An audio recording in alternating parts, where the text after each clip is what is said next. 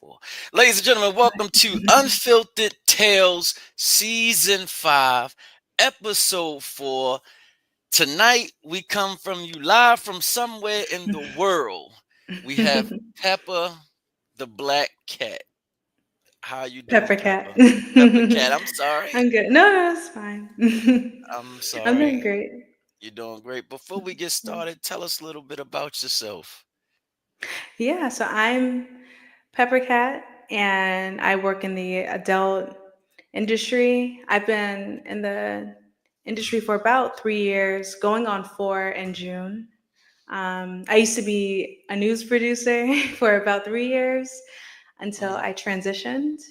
And now I currently have my own podcast called Spicy Spectrum, where I talk about sexuality and your desires. And then I also run my own adult company called Design Your Dream Girl, where I create a space for men to have a safe place to enjoy their fantasies and their desires without feeling judged, and they can get what they want and be naughty with me. So, yeah. Well, sounds like an adventure, but I guess we should go from the top. How did you transition from a news producer to an adult content creator? That's like doesn't go hand in Yeah. hand. You see it every day. Yeah. So I was a news producer. I did mostly hard news and lifestyle. I have a Mhm, background in journalism, and I did that for a couple of years. I enjoyed it, but I didn't enjoy it enough to stay in, and I didn't get paid enough, in my opinion. okay. And I wanted to find something where I wanted to be more flexible and I wanted to travel and I wanted more financial freedom. And so I started off as a phone sex operator. So I didn't show my face at first. I sold panties part time when I was a news producer, but it was kind of Mhm, like my dirty little secret. And then I quit after I found out how much money I could earn. And so I did phone sex. And then I transitioned into camming, and then mhm. now I do everything. I do OnlyFans, phone sex, adult porn. Yeah, Well, we got your website everything right there. online. So yeah. Got your website. Oh yeah. Yep. So There it is. if anybody out there want to, holler at you, they can. So let me ask you this: so you transitioned from the newsroom. So those people that you work with in the newsroom, did they ever find out, or do they know? I don't know. I suspect some of them know because I have people who are subscribed on my OnlyFans. I'm not pointing out anyone, but You don't have some to say people any don't. names. Some people don't talk to me on my sites, even when I try to initiate conversation. And I feel Hmm. like some of them are people who may know me. And then I've come across people who have mentioned them working in the news, some of Hmm. my customers, but they don't elaborate. And so I don't know if those are And some of my well, customers too. And they're just trying to let me know that, you know, they know well, who I am. I guess you don't have to say any names. Anybody famous came along. For camming or Cameron, yeah, whatever. yeah. Okay. Hmm. I've got a Okay. couple. Yeah. I understand that. So, you say so of course, you have the spicy spectrum. So you discuss male loneliness, a topic that's not often talked about and lonely. I mean, openly. So what do you think is the root and the cause of this growing epidemic, and why do you think men are so Mhm. hesitant to address it? Yeah. Yeah. So when I first started camming and phone sex, I Hmm. mainly got middle age men in their 50s, 40s, 30s, and up. And Hmm. then most recently I've noticed an increase of men who are in their 20s. A lot of younger men coming to me for my cam services. Hmm. Some of them a little bit socially awkward. Some of them are virgin. Actually, a lot of them are virgins. And a lot of them have expressed to me that they've never dated and had girlfriends. And I think it's a mix of things. I think it's technology. I think COVID may have had something to do with it. I also think that we're in a time where there's a shift in terms of society and what roles mean to certain people. women making more money. And yeah, I think there's a lot of factors that contributed, but I think for the most part, to me, it seems like it's technology, and then just men not knowing what their role is now Okay. in society. Well, you throw that out, and it's funny that you mentioned that. You said you got men that are coming to you that are virgins, have never dated, and I'm pretty sure this is all Gen Z because you named them young. And the funny Hmm. thing is Yeah. that last week there was a meme that actually came out that said guys under 25 have never been on dates, have never talked to a girl before. So I'm Wow. like, yo, how the fuck is this? Yeah. How's this possible? So you get these young men to come to you from your OF, your OnlyFans, your Camins, your phone sex and all of that, Mhm. and they tell you these things. It's like this shit is shocking that you have these Yeah. guys that are virgins. So, Yeah. Go so ahead. no, I was gonna say. So when you get these guys that are virgins who've never dated, and when you do what you do they get overexcited? Things of that nature. Like you could tell that Mhm. they've never done anything before. Some of them are new to the sites. Some of them have been doing this for years, since they were like 18.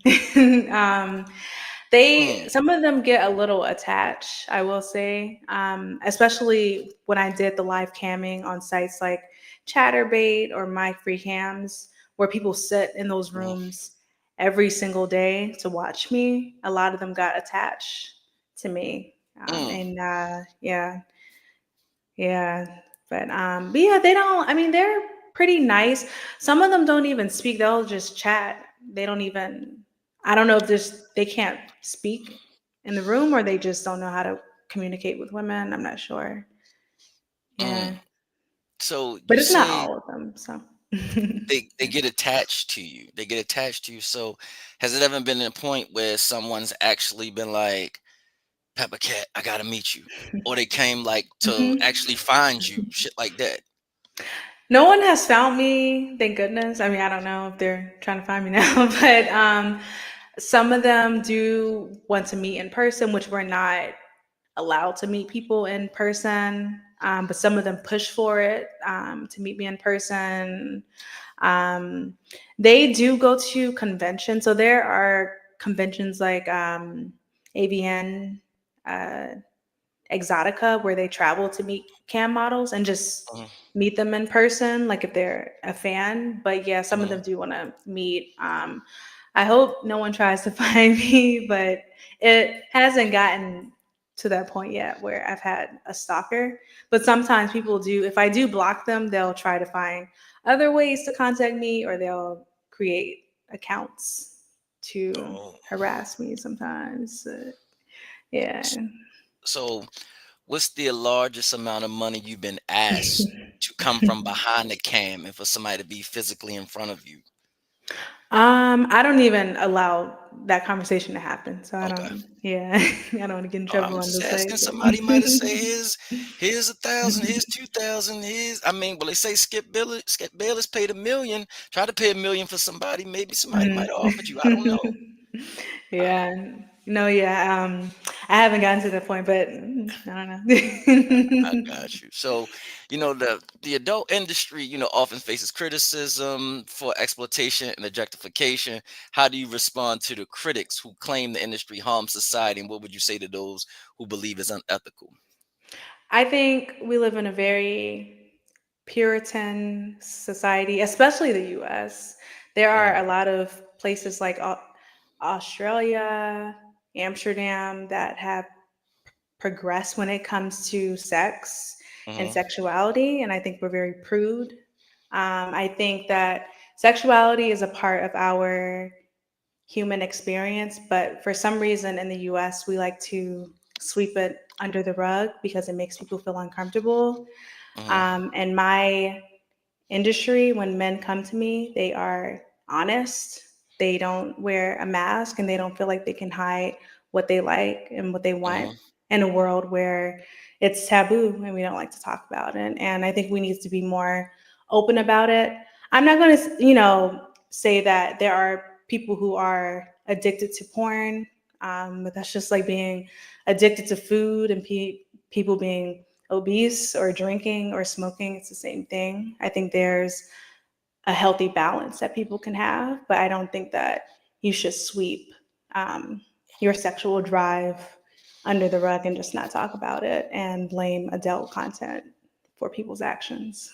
So, So you say those countries, they progressed, and it's just like America just sweep it under the rug and just say, no, we're not trying to do this. But when you say it, I understand you. But when I turn on my TV, I kind of see differently, like, because that's what sells. I mean, whether we talking about uh just literature to music to film, these things sell. And mhm, no, I'm saying you have women that in your craft and who do what you do, they make a lot of money. They make a lot of money. You see some of these receipts that come off of that they post. I don't know if they line or not, but you see the receipts that are posted mhm. on X, aka Twitter, or Twitter, aka X, or Instagram, that say this is what I made for my OnlyFans, Yeah. and you have these individuals saying, "Yeah, I make about $6,000, $7,000 a month. This is all I do." Mhm. So, what do you say to those individuals who like this is what they constantly come to? This is they want. What do you mean, like them just making money off of Just making like money, sex? like they're making money of it, because you gotta like I always say this, and because I know people of this nature who sell cat, we're gonna say that, who sell stuff. And Yeah. I try to tell them, like, listen, you can't be 1 foot in and 1 foot out. It doesn't work that way. Either you're gonna go all the way in with it, or you're not gonna go in with it, because there's no a civilian can't survive in this game if you just doing it, if you got 1 foot in and 1 foot out. Mhm. I mean, I do it full time, and I do it virtually. I think I get your question of just about women making a lot of money on these platforms. Hmm. Um, yeah, I mean, I make a lot of money. I bought a house with the money I've made. I'm very financially responsible. Hmm. And it's not easy. Like you can't just post a foot pic and get like $1,000. Like Well, some dudes like that shit though. you Some dudes like it. yeah, but yeah, I think people think it's easy. It's not. You have to pre-post content. Like, I mean, even with us talking now, I have content that's dropping right now that I had to pre-post. It takes a lot of work in terms of marketing, a lot of energy when I deal with customers. And I think anyone who earns a high amount of money, it's well earned. It's not luck. You have to be consistent. We make it look easy because I don't think anyone wants to buy a product where it Hmm. looks like you're struggling. Right. And it takes a lot of work. I mean, I pre-post content. I pay monthly fees for things to keep running behind the scenes. Yeah. But I Uh, mean, anyone who's making a lot of money, it's well deserved. And we have to pay taxes just like everyone else. And it's not cheap either. right. No, Yeah. I get you on that. But now say this. Okay, so that's one side of the scope, a spectrum, that you're making a lot of money. Now you have the individuals. I'm pretty sure you know people through this industry that have failed, that have probably put themselves doing derogative things on the net, and it never popped, because in order for you to have a OnlyFans that produces, you have to sometimes give up free content. Am I right? You have to do previews or camming. It all depends. I only have like one like free video on Pornhub, but Okay, no. so I'm just saying, if you have one free video, if they don't try to give these, previews, or like you said, these cams or whatever, they don't do it, and they don't make it, that stuff is still just out there floating in the universe. Yeah, I mean, it is a risk. I knew when I joined it, I knew what I was getting myself into.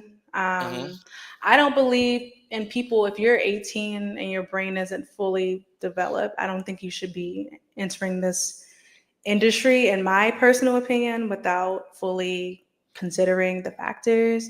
I mean, but when I entered, I mean, I knew what I was doing. I had a goal of what I wanted. I wanted a house. I wanted to own my own business, and that's exactly what I did with my money. I know everyone's different, Mm, but I mean, just with anything, I think making a decision and knowing, but also in this industry, if you're concerned about being found out, then you shouldn't even be here. In my in my personal opinion, you should know what you're getting yourself into, and if you don't want to be found out, then this isn't the industry for you if you're not creative. I mean, there are people who have their real estate license. I know I'm getting mine, mhm. and you just make it work. And if you don't know how to make it work, then you shouldn't be in this industry, in my opinion. So, Okay, so you said that so I guess to piggyback off what you just said, do your family know? yeah, yeah. Oh, Everyone okay. knows. They just found out a couple of months ago. They don't care. They helped me get my house. They helped me find the house that I wanted with the money I made, and I've been traveling. They want me to buy more property. They are business people. They don't. I mean, it's that personal. They don't. They don't see that. So So, they look at this more as business than being mhm. personal. Okay, Yeah, I understand. yeah. So this is just a business. So I'm figuring that you don't have any children. No, just have a dog. So if you had children, would you still do what you do? I don't want children, so it's not really. Oh, I'm just saying, I I don't mean, want but you say you don't children. want to, so I guess you can't answer the question. But Yeah. people that do have children in this industry, like, and the world being how the world is, and kids knowing how to work an iPad before they know how to write their name, and that's like one of the biggest things in the world. You're getting bullied. Like, I seen your mother dancing naked on the internet, something in that Mhm. nature. Like, have you had friends in this industry come to you and say, yo, this is what happened last night? They found little Timmy, friends found my page, and Timmy. he's been bullied.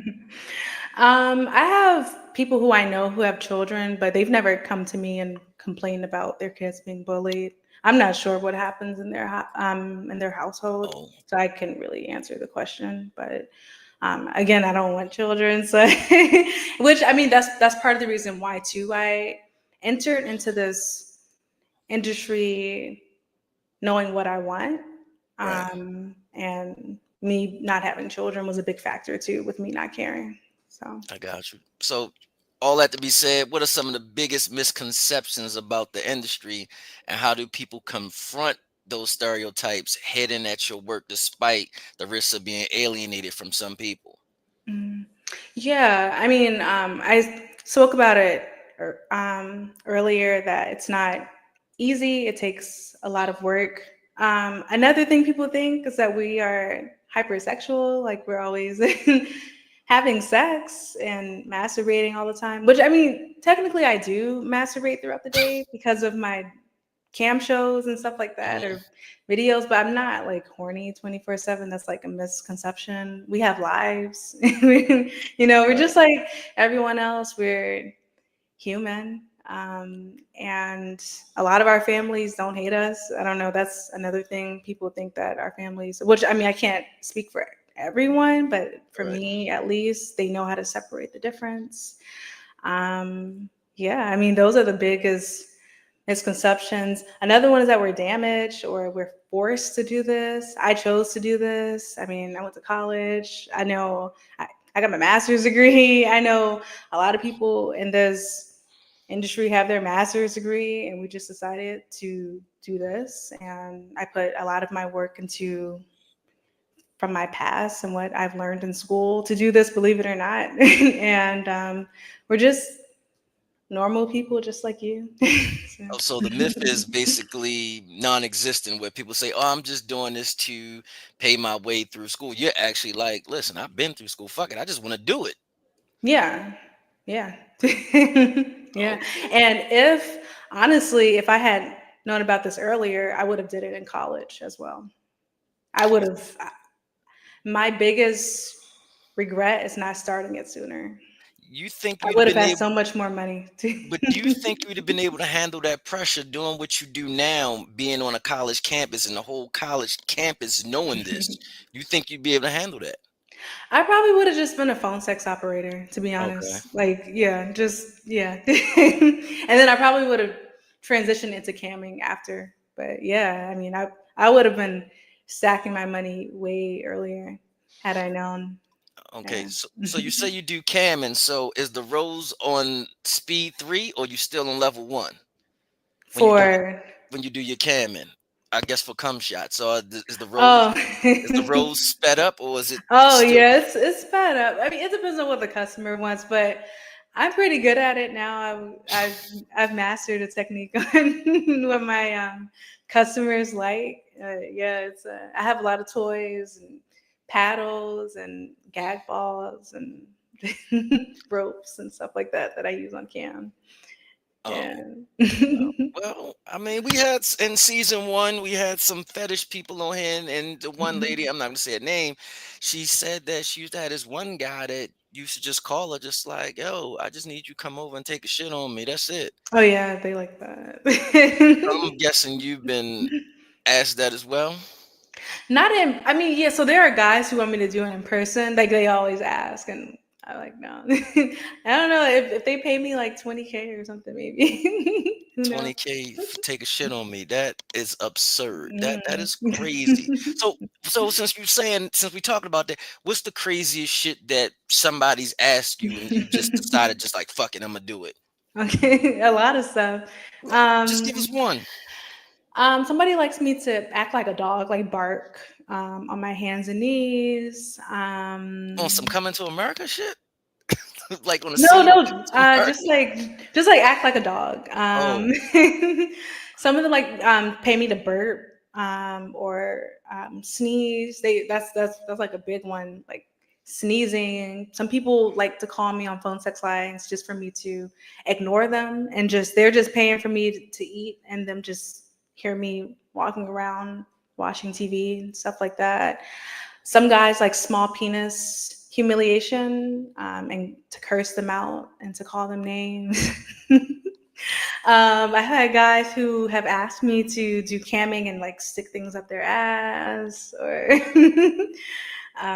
yeah, like a spatula, hold on. uh, What? their What the fuck? hands. Yeah, like a lot of objects to be stuck up their ass. A lot of stuff. Yeah, I can't even. I mean, it's just so much. Yeah. Mm. A lot of crazy stuff. I mean, some people like to eat their own fluids and stuff like Oh that. wow. Different. So not to go off subject, but to go to your podcast, you were nominated for Best 2025 Australian Adult Industry Award for Yeah. your favorite podcast for AVN Award. Yes. Yeah. Yeah. So since spicy spectrum and game recognition, what do you believe makes your approach to discussing such intimate topics resonate with your audience, and how you deal with the criticism that comes with diving into these controversial subjects? Yeah, I think people like my podcast because um, people get to see two different sides of me. They see the sexy side on cam, the naked part of me, but then they also get to see the more intellectual side. I always bring on guests, or I'll just talk about my own perspective, and I think they just like to see the human side of me that they don't get to see with me on cam. Mhm. Just another part of me that's a little bit more honest and open. And then, of course, I mean, I always talk about male loneliness, men in terms of sexuality and their desires, which I think is rarely discussed. And if it is, it's always in a negative light. And I think I have a lot of male listeners who listen and they appreciate me talking about those topics because it's not always spoken about. I do get a little criticism for stuff that I talk about, but for the most part, people like it and they like how open I am about it. I know some people feel uncomfortable based on certain topics that I may address, Mhm. but for the most part, I don't get too much criticism as far as I'm concerned. Yeah. Okay, so you speak a lot of guys. Has any women been into this realm of Peppercat? Has been to these the OnlyFans, the camming shots, this Yeah. phone sex. Women have been there. Yeah, for my phone sex, actually, I get a lot of bisexual women who call. I've gotten probably, I want to say a total of 5 women, Hmm. and those are just like masturbation calls. They're a little bit more difficult, to be honest. Like men are more easy to get off than women. Women are Right. kind of a little bit more challenging to figure out. I don't know. It's just you have to put more effort with them. With men, like you all are really easy just to get off, in my opinion. But with women, you kind of have to build up to it a Because little more. it's But it's more not emotional. common. So, Would you what was say it's that? more? Would you say it's more emotional, like an Yeah. attachment? No, not an attachment. You just have to warm them up a little bit, talk more. With men, you just have to like some of them just like you to, jump straight into it. But for women, they don't like to jump. At least with my perspective, they don't like to jump right into masturbation as soon Mm. as possible. So Mm. you got to talk them through it, kind of like Uncle Mhm. Shannon was talking Michelle through on the Instagram slippage. That's what you trying to say. You got to talk them through it. Yeah, yeah. And some of Oh, them are shy too, like they've never been with a woman, so they're trying to figure it out, or but so do you think it's like, because that was a conversation I was having with my buddy the other day, and we were just talking mhm. about, a lot of women that's like they undesired. They're like, yo, I can do it. I can be with a woman, not Mhm. like for a long period of time, but just have that sexual connection to her, do whatever, but not like trying to be in a relationship with her. So you think that's more common with women? I think women just know other women. Like even with me, when I watch porn, I mainly watch lesbian porn just because women know. I mean, and it's just like gay porn too, I guess. Women, we know what we like, and it's easier to kind of like I don't know, like know our trigger points and what we like, and as opposed to men, in my opinion. And it's just more of a easier to connect in terms of uh, emotional intelligence. To be honest, Mm. I think that's a big thing too. Yeah. So in these realms that you in, have any of the men told you go get the strap for them? Yeah, there's a lot of men who are into like being pegged. A lot of men isn't that where you're talking about Yeah. yeah, yeah.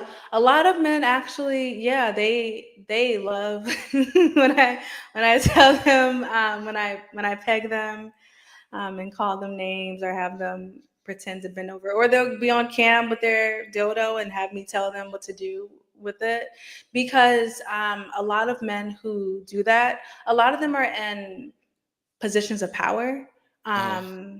And they want to know what it feels like to be dominated and not always have to be on. And so they Hmm. like me to have the power and then be uh, submissive to me. A lot of too, in terms of like the race thing too, there's a lot of powerful white men who come to a lot of black sex workers who are women because of the Hmm. power dynamics. And they like to be subservient to black women, which is cool too. They give us a lot of money. But yeah, yeah. Okay, I But understand that. So they love strap-ons. So. they love. Well, no, I don't know anything about that, but to each his own. We do not judge here on Unfiltered Tales. So what's your role? What you do for vulnerability that plays in like the human connection, both in the adult industry and outside of it. Some critics believe that vulnerability in an adult entertainment space can be a form of manipulation or exploitation. How do you respond to that? Unless somebody, which it's a difference between being like trafficked than being in the industry. But in Mhm. terms of manipulation, these men sign up for these websites. We don't force them to sign up. Like these are like grown men with full developed brains, and they Mm. sign up and they give us their money. I rarely go online and ask men for money. They always come to me and want to pay. Mm. It's not manipulation. I think I think what it is what people feel, in my opinion, shame Hmm. of doing it, or even shame of even wanting to sign up for these sites to have to pay to get these type of services because it's so taboo to even do it, to do these kinks and fetishes, but it's not manipulation. I mean, these guys want to pay us and I take their money. And at the end of the day, we are providing a service that they can't Hmm. get elsewhere. I mean, these guys are vulnerable with me. I'm not fake with them. They love how honest I am with Hmm. them. That's why they come to me. I've had these customers for years, and they love So they just how regulars. I'm They like truthful. family now. Mhm. Yeah, I mean, yeah, I know these guys. I mean, I've been camming with these guys for years. I've been with them, and I hate to say it, from when they were married to when they get divorces to when their parents die. Like, I've been with them through their entire life experiences. So, Well, some say with the Murray aspect, this is the easier route to go because it's just it's business transaction. Whereas though I'll call you when I need to see you, and we know what we're doing. It's not like you're calling me to mhm, try to get to know me, anything like that. If we talk, we talk every now and then. I'm guessing, but they say most married men do this because this is just like a form of business. There's really no strings attached. I call you, I pay you, mhm, and I go back. yeah. That's it. Yeah. No, yeah, it is. Like they call me for some type of kink or fetish that they either their wife won't do or they just there it's too nasty or Mm. bizarre or taboo and they know that their wife isn't going to go for it and they come to me to do it or they just come to me to confess things that they can't always say to their family or friends. Like a lot of these guys are into a lot of extreme taboo kinks that their wives would never go for. I Freaky asses mean, need to I stay mean, these their guys ass have secret inside. lives. So. I mean, So- hey, I mean to quote Kendrick Lamar, "Freaky ass, you stay your ass inside." That's yeah, I mean, these what I guys. was going to ask you, like, cause sometimes it's not always sexual. Motherfucker might just want to talk. So if you Yeah. Oh, like, yeah. Pepper, I just want to talk. I give you 20. I'm not. Well, I'm about to say $20. I give you $200 just for me to run my mouth for an hour. And you're like, all hmm right, whatever. Yeah. No, yeah, like we're always talking about like pop culture and like politics and like I mean we're just I mean though some guys will just pay me like to just tell me about their day or if their parents are sick or dying, they want to Hmm. talk to me and be vulnerable and vent in a way that they feel like they can't do with other people. Like I mean we talk about so much. I feel like I probably know more about them than a lot of their people in their personal life because some of them just don't feel comfortable They could just be sharing. them with you. There's no strings Hmm. attached, so they could Yeah, just be you, and they're yeah, not worried about. I guess they're in a vulnerable state. I should say, and they're not worried about you getting hmm upset and using those words back to them at a heightened point, whether we've been out drinking or you just got drunk or you just got right, mad at me. You don't have to worry about that fire coming back at you because right. I'm guessing once you done, it's just like, Larry said this shit. I'm going back to Yeah, and then I'll bed. eat a like eat a sandwich after like jerking them off on camera. But I mean, like yeah, like they don't. I mean, if they were to tell their wives, to be honest, or girlfriends or whoever, what they tell us, they could probably be ratted out Mm.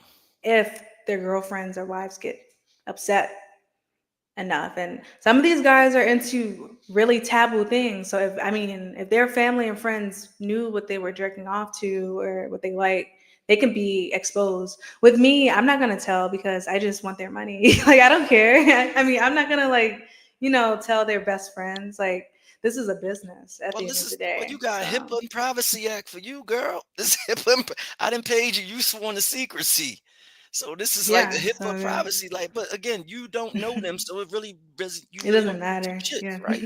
Yeah, Uh, I don't care. I get that. I mean, this is probably something that you probably take when y'all go to your convention. I forgot the name of the damn convention that what's my man Ron AVN. Jeremy used to have out Las Vegas. Like AVN. Okay. Oh, AVN. I The mean, I convention. don't know. I was just I'm just saying, guessing when you go to your here. AVN convention, I'm probably sit back. You guys probably have, girl, this dude told this, that, but they don't know each other. So it's not like it can be used back because that is one of the Hmm. things in male culture, especially black man culture, like being vulnerable. You're worried about somebody actually using that back Hmm. at you, and it sends you to another realm. But just paying you whatever you asking to pay, and you go tell it at AVN, nobody knows me in Australia. So it's Right. Yeah. like, and even if nobody knows me at all of these Hmm. conventions, Right. but I guess, I mean, people to each his own. Um, so you work both in the newsroom and the adult entertainment space. Do you think media and mainstream culture had double standard when it comes to sexuality, and how does it Hmm. affect your approach in your work and the narratives it creates? Yeah, I mean, when I worked at the news station, I was Hmm. behind the scenes, but I know our reporters and anchors were getting sexualized. And when they were getting sexualized, I mean, people took it seriously, but it's like, but then when I get sexualized and you're paying for it, it's a problem. But I don't know. I mean, so it's like what I see in terms of the double standard is it's a people have a problem when we're getting paid for it, but they don't have a problem with it if you're just sexualizing someone for free. And a lot of the people who worked at my news station were sexualized all the time. They were Hmm. dealing with the same things that men come to me for, which I mean, honestly, those guys should have just paid, for a cam model instead of harassing a news anchor. You know what I mean? Like it's crazy. But yeah. I forgot the second part of your question. Right now. Oh no, the second Okay. part was just how does it, your approach affect your work and what narratives that it creates? Um My approach to what I do, I mean, in terms of me like camming and stuff like Hmm. that, it doesn't really impact me too much. I found a niche that works for me, and I have an audience that likes what I do. And I'm just authentic. I'm myself, and that tends to work over everything. I think that's what you're asking. Hopefully, I Yeah. didn't I didn't get that wrong, but No, you yeah. didn't get it wrong. You didn't get it wrong. So before we get out of here, because I had what was it, season one or season two? Season two, a pimp from Boston on here, and Oh. he worked into the actual. He was just A pimp. yeah, he was pimping. Yeah, so, and he Yeah. was he would make videos with men with his ladies or whatever. So he was telling me. So now the infamous cum shot, is that all done in one take, or sometimes the take messes up and that you have to go do it multiple times? When I do collabs, I do it with other women or I do Hmm. it solo. I've never done a video with a man, so I wouldn't Okay. know.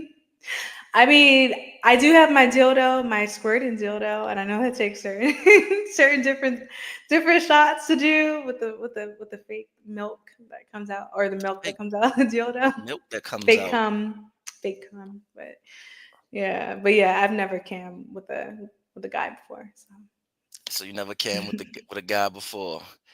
All right, so I guess we have it right here on the screen, so they can go to www.peppercat.com/design your dream girl. Mhm. And then Yeah. some people came in late. Can you explain that one time what the design your dream girl is before we get out of here? Sure. Design Your Dream Girl is a place um, where men can have their fantasies or desires fulfilled in a safe place where you can get what you want and get naughty and not feel ashamed about it. Hmm. And you can indulge in the fantasies. With me, it's not AI, it's a personal connection, or you want a video, or you want to video chat. It's packaged deals to have your fantasies fulfilled. And you can also go to designyourdreamgirl.com as well if that's more easy to search. But either Designer. or. All right. I'm not Yeah. sure if you listened to the show previously, but the last 3 weeks we haven't had it. But it's back. This is our segment called I Be Damn, where dating stories go crazy. And Pepper, this is where you kind of break it down to make it seem reasonable to the audience. So we got a write-in that said, I have 6 kids by 4 females. They're they're not real women, they're petty and childish females. I made the mistake of asking one of them to give me money for a tummy tuck. I had plans for myself this year. I'm going to Dubai to find me a rich princess or something. I have wavy hair, I can fit in there. Sick of these broke American hoes. My baby mamas got together and created a social media promo to help Darius unbig his back and transfer the fat to his skinny dick. It ran for 2 days until I got it taken down. But they raised about 1,800 and won't give me those bands. I slept with 2 of them to get the money. They make promises but never pay me. They're passing me around for sex while making posts about my skinny dick. I feel pimped and unemployed. Please help. Would Is he a would you whore? Like, what's going on? He's well, getting yeah, paid. He's having he got sex for money? What's going on? he got 6 kids by 4 baby mamas, and he's trying to get his back unbigged and get a tummy tuck, and they took the money and they just keep having sex with him and they passing around to each other. I mean, so he's not a whore. They just passing him around and stole his money.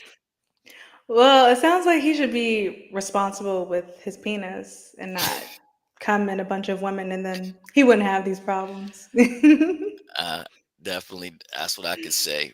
But thank you, Pepper, for coming through and giving us your knowledge on the adult industry. And remember, ladies and gentlemen who's watching, www.peppercat.com/design your dream girl. Remember, we're back next week, 7 o'clock, same channel, same time. And next week, we're taking a little dive into surviving abusive relationships. So we have a young lady coming in. She's talking about how she's been abused and she survived it. And she has her own podcast called My Blood and Psychopaths, about being in a abusive relationship when she was only 17. So thank you again, Pepper. So hopefully we get you some customers from this.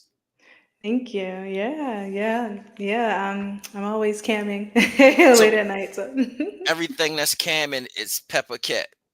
yeah, and if they Google me too, Peppercat with a K, all of my sites should pop up too. So All yeah. right. Well, there you have it, y'all, ladies and gentlemen. I'll see you later. Thank you. Thank you for having me. Thank you for coming. Thanks. Um